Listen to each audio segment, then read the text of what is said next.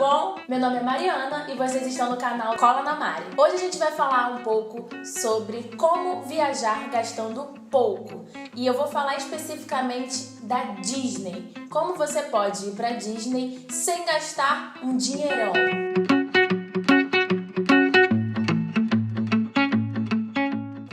Assim, sem gastar um dinheirão é um pouco complicado.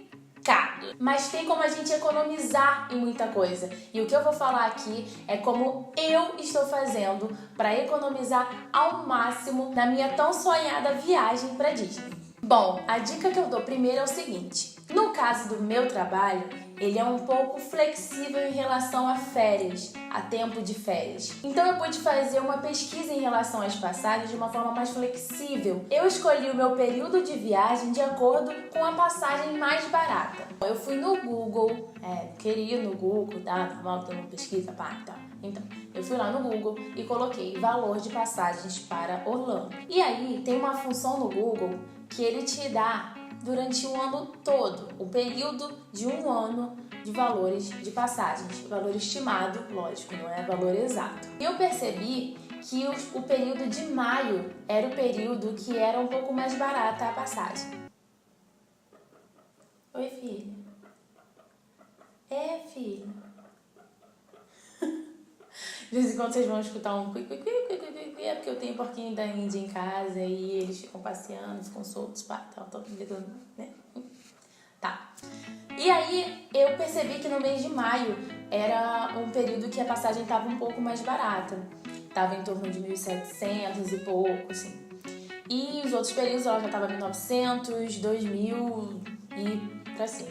E o período de maio, coincidentemente, é um período de baixa temporada lá na Disney, em que os parques não estão tão lotados como no período de férias. Eu percebi que no mês de maio, geralmente a passagem é mais barata, eu fiquei monitorando o valor das passagens reais. Aí sim, em sites de venda de passagens e tal. Eu fiz isso, gente, durante 15 dias diariamente.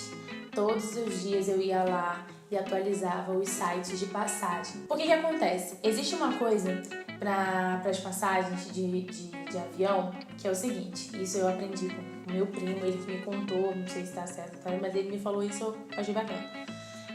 Que as passagens, se você também comprar com muita antecedência, elas não estão tão baratas assim, porque elas vêm linear num preço normal, e aí quando as companhias de viagem percebem que tem alguns lugares faltando, eu acho que vai faltar 10 lugares, vão faltar 20 lugares, eles baixam drasticamente o valor das passagens. Isso acontece geralmente em 60 dias mais ou menos antes da data do voo.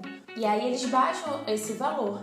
E depois que eles completam o número de passageiros que eles queriam, eles voltam pro valor e começa a subir até ficar o valor máximo lá. Se você chegar lá na hora comprar, vai ser o valor máximo, óbvio.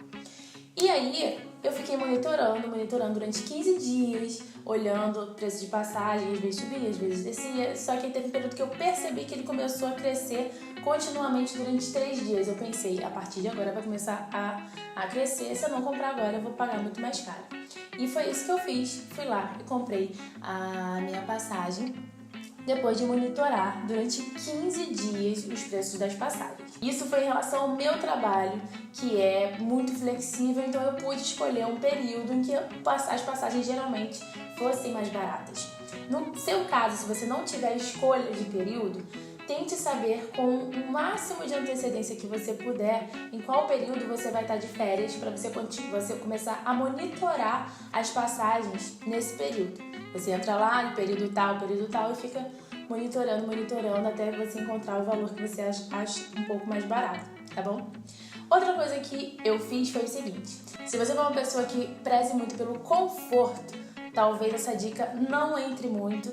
Não é que não tenha conforto, mas é um pouco porque assim, eu optei por não ir por um hotel. Eu não quis me hospedar em um hotel. Embora em Orlando a gente tenha bastante opções, inclusive baratas e tal. Só que eu queria algo ainda mais barato. Então eu recorri ao Airbnb, que é um site onde você diz as características do lugar que você quer. No meu caso, eu escolhi que eu queria alugar um quarto. então eu consegui alugar um quarto numa casa de uma família lá nos Estados Unidos, tá? Próximo a Orlando, não tão próximo assim, fica mais ou menos a uns 20, 25 minutos dos parques. E aí eu consegui nesse lugar que saiu mais da metade do preço do hotel mais barato que eu tinha visto na International Drive, que geralmente é o lugar onde tem os hotéis e tal, uma variedade legal de hotéis.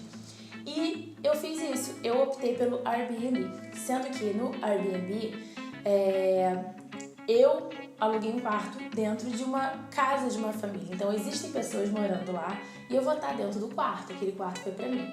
É óbvio que dentro do Airbnb você pode optar por você alugar, no caso, uma casa ou um apartamento, alguma coisa que seja totalmente sua, ou que você consiga, que você tenha um quarto com suíte para você poder ter um banheiro exclusivo. Eu, no meu caso, vai ser um quarto com banheiro compartilhado com a família. Mas como é uma família pequena, eu acredito que não vai ter tanto problema. Mas isso também vai de pessoa para pessoa, porque tem pessoas que não gostam de fazer esse tipo de viagem e preferem o conforto de ter um quarto de hotel. Nesse caso, eu também aconselho que você faça a mesma coisa com a passagem, que você entre diariamente nos sites que fazem reservas de hotel e tal e fique monitorando os valores, tá? Que em algum período ele vai baixar e quando você perceber que ele está começando a aumentar, você vai lá e faz a sua reserva, tá? Outra coisa que eu fiz foi na procura pelos ingressos dos parques. Ingresso de parque, se você comprar em sites comuns, assim, por exemplo, Decolar e tal, ou diretamente com agências, geralmente eles colocam o valor, que é o valor do serviço mesmo deles, em cima do valor original, e você consegue parcelar. Se você não quiser parcelar, você pode comprar direto no site da Disney ou no site da Universal, que são sites que geralmente saem, só que você tem que pagar à vista, né? Eles não conseguem fazer, dentro do site você não consegue fazer o parcelamento e tal. Então, você podendo pagar à vista, eu aconselho que você entre diretamente no site dos parques para poder fazer essa compra, que geralmente ela vai sair mais barato do que você comprando em agências. Porque as agências, óbvio, elas têm o preço do serviço delas que é embutido no valor, então ele acaba ficando um pouquinho maior. O que eu fiz no meu caso, durante uns 5 dias mais ou menos, eu entrava sempre e eu encontrei um site chamado voopra.com. E esse site tinha um valor muito, muito mais barato, inclusive que o site da Disney. Tava mais barato, claro que pagando à vista. Eu dei uma desconfiada, porque, poxa, tá muito barato e tal. E aí eu entrei no Reclame Aqui e fui procurar para saber se existiam já pessoas que tinham tido alguma experiência com o site, se tinham tido algum problema com o site. E realmente lá tinham algumas reclamações, mas todas as reclamações tinham sido atendidas e resolvidas. Então uma dica que eu dou pra você é o seguinte: toda vez que você for fazer, se for um site que você não conhece, entra no Reclame Aqui e vê se existe algum tipo de reclamação contra esse site que não tenha sido resolvida, que tenha tido qualquer tipo de problema, e tire a sua dúvida antes de fazer a sua compra, óbvio. E depois que eu tirei minha dúvida, vi que o site realmente era um site seguro, eu resolvi fazer uma compra à vista. Gente, ingressos dos parques da Disney não são baratos. Disney, Universal, SeaWorld, enfim, não são baratos, tá? Então, eu acho que vale muito a pena você juntar um pouquinho de dinheiro, né, para conseguir pagar esse valor à vista, que vai sair muito mais barato do que você parcelar. Eu fiz essa conta, eu coloquei numa planilha, isso é legal também, tipo, você faça uma planilha de gastos. Eu fiz uma planilha e eu percebi que se eu parcelasse, eu ia pagar muito mais, assim, eu ia pagar uns 20% a mais. Então, eu resolvi juntar esse dinheiro e conseguir pagar à vista. Deu um pouquinho de trabalho, mas eu consegui. Então, esse é o meu conselho. Junte dinheiro para você pagar o ingresso à vista, que você vai sempre pagar mais barato. E o que é legal também, você sempre procurar nesses sites que façam a venda dos ingressos super combos, assim, por exemplo, combo de Disney com Universal, Disney, ou no meu caso que eu fiz Disney com Universal e SeaWorld, né, os parques do SeaWorld, que isso inclui o Busch Gardens, Então, o super combo saiu muito mais barato do que se eu comprasse esse ingresso separadamente. Então, isso é legal também, você sempre procurar por combo. Você vê o tempo que você vai ficar, calcula mais ou menos em quantos parques você vai querer ir. Eu vou em todos, eu não vou ter nenhum dia de descanso na vida, mas tenho certeza que vai valer a pena. E faça isso. E procure por combos, porque geralmente essas agências, quando elas conseguem fazer esse tipo de combo por esse valor muito barato, é porque de repente elas já têm esse ingresso lá sobrando e tal, então eles acabam colocando pra frente esses super combos. Então vale muito a pena ver o tempo da sua viagem, ver quantos parques você consegue ir pra fazer esses combos que também saem muito mais barato. Bom, outra coisa também que eu tô fazendo que vai economizar muito é o seguinte: todo mundo me fala, Mari, quando você for pra lá você tem que alugar um carro. Sim, os lugares não são perto, você não consegue fazer as coisas a pé e você precisa de um carro. Então eu fiz pesquisa em sites de aluguéis de carro e até encontrei um valor baratinho num carro simples, enfim. Sendo que, por eu ter feito pelo Airbnb, a pessoa que vai me hospedar na casa dela me ofereceu o serviço de transporte. E nisso que ela me ofereceu esse serviço de transporte, quando eu novamente coloquei lá na planilha, eu percebi que ela ia sair mais barato. Então ela vai me cobrar por dia um valor muito irrisório. Por que acontece, gente? Se você for alugar um carro lá, gasolina é muito barata. Sim, é muito barata. Só que os parques, embora algumas pessoas não saibam, os parques eles têm valor de estacionamento. E cada dia, cada parque, eles variam. Tem dia que é 20, 15 dólares e tal, mas fica na faixa de uns 20 dólares. Então você tem que calcular 20 dólares por dia de estacionamento. Sendo que essa pessoa que vai me hospedar, ela me cobrou 25 dólares por dia, me levando e me buscando no parque. Então, pra mim vai sair muito mais barato eu ficar com ela, porque em um dia de parque eu vou gastar somente 25 dólares. E se eu tivesse alugado carro, além dos 20 dólares de estacionamento, eu teria também o gasto com gasolina lá. Então, fazendo um combo geral, eu percebi que ela iria sair de 100 a 120 dólares mais barato para mim.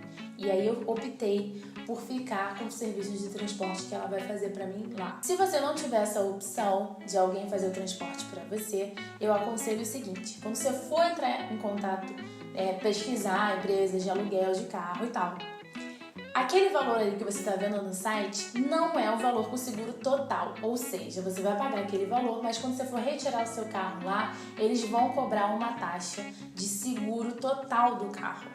E geralmente essa taxa ela é cobrada direto no seu cartão de crédito, como um cheque calção que a gente chama, que é um valor que é retido do seu cartão, mas você depois devolvendo o carro ileso, tudo bonitinho, eles devolvem esse valor, tá? E então assim, mas eu não vou gastar. Sim, você vai, porque vai ficar um valor retido. Se você for uma pessoa que, assim como eu, não tem cartão de crédito com um alto limite, isso vai acabar atrapalhando a sua viagem. Então o que eu aconselho é, quando você encontrar o carro que você quer, você entra em contato via telefone com a empresa do aluguel e diz para eles que vocês querem saber o valor do aluguel total, com seguro total do carro, que é aquele valor que você não vai pagar absolutamente nada quando você for retirar o carro. E aí eles vão te passar esse valor. Eu sei porque eu fiz isso. E o valor do carro, que seria por volta de R$850 mais ou menos, foi para R$1.000, mas em compensação eu não ia pagar absolutamente nada quando eu chegasse lá para retirar o carro. Isso já seria o valor total. Então, o que eu aconselho, quando você encontrar o seu carro ideal, liga para a empresa de aluguel e peça o valor com seguro total. Uma outra coisa que você vai economizar bastante na sua viagem é fazendo compras de suprimentos e não gastando com todas as refeições dentro dos parques, porque são muito mais caros, tá?